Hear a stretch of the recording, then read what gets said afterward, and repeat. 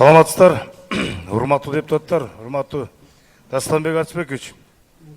Үйүн айына кошумча алынчам жок, мен ушу трибунадан айтып коеюн деп атам.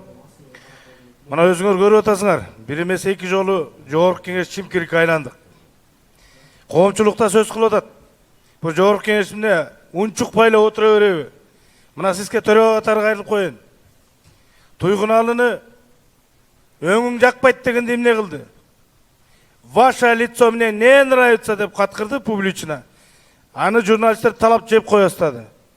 Экс-президентибиз урматтуу жогорку кеңешти чимкирик деп улам айтып атат. А биз унчукпай отурабыз. Сиз биздин укукту коргошуңуз керек. Дастан Ашпекович, сиз төрөгасыз. Адам сөз сүйлөгүчө сөз адамдын кулу дейт. Сөз ооздон чыккандан кийин адам сөздүн кулу дейт.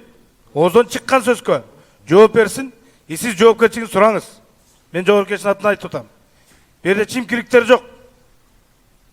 Какырыктар жок. Кыргыз элинин элиталары отурабыз.